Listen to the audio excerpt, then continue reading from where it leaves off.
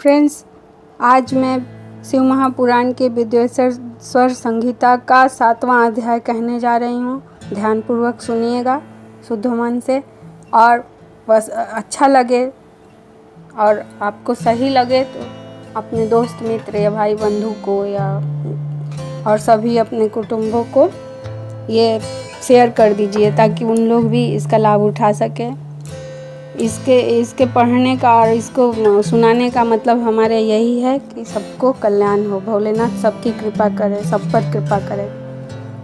बोले भोलेनाथ की जय। तो अब मैं 7वां अध्याय शुरू करने जा रही हूँ। श्री महादेव जी ईश्वर बोले, हे पुत्रों, तुम कुशल से तो हो? कहो, हमारे शासन में सर्वत्र शांति तो है ना? मैंने सुना है कि ब्रह्मा और विष्णु परस्पर युद्ध कर रहे हैं और तुम लोग बड़े दुखी हो। अच्छा, तो मैं अपने कुछ गणों को वहाँ भेजता हूँ, तुम लोग चिंता न करो। यह कहकर शिव जी ने अपने 100 गणों को वहाँ चलने की आज्ञा दी।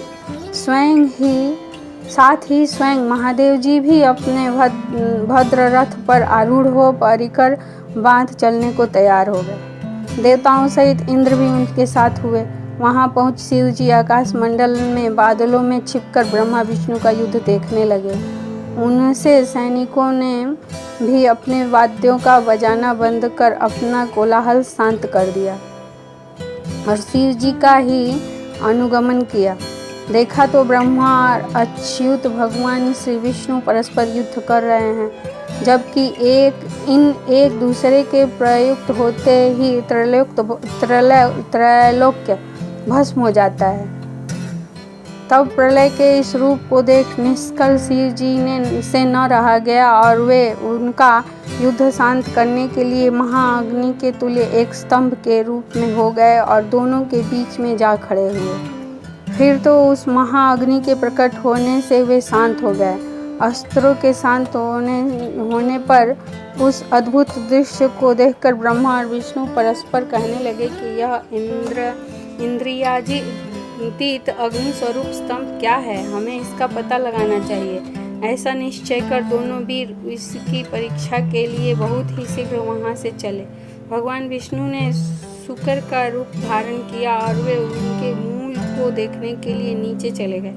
ब्रह्मा जी ने हंस का रूप धारण कर ऊपर गमन किया। विष्णु जी पाताल में बहुत दूर तक चले गए, परंतु स्तंभ का उन्हें कुछ भी पता न चला। तब वह फिर युद्ध भूमि में लौट आए। उधर ब्रह्मा जी ने आकाश में जाकर केतकी का फूल देखा। उन्हें विश्वास हो गया कि हमने स्तंभ का अंत देख लिया। वे केतकी का फूल लिए और विष्णु जी के पास आए। विष्णु जी ने उनका चरण पकड़ लिया। तब ब्रह्मा के छल को जानकर ईश्वर को वहाँ तत्क्षण प्रकट होना पड़ा और विष्णु जी ने उनका भी चरण पकड़ लिया। विष्णु जी की महानता से ईश्वर प्रसन्न हो गए। उन्होंने कहा, विष्णु, तुम बड़े ही सत्यवादी हो, अतः मैं तुम्हें अपनी समानता प्रदान करता हूँ। बोले बाबा भोलेनाथ की जय। हमारे भोले शंकर बहुत ही दयालु हैं, बहुत ही कृपालु हैं। इसलिए आज का ये अध्याय यहीं पे समाप्त होता है। विश्वास है आप लोगों को बहुत अच्छा लगा होगा। प्लीज़ फ्रेंड्स, आप लोग लाइक और कमेंट करें, सब्सक्राइब करें हमारे चैनल को और शेयर अपने दोस्तों में करें। Thank you.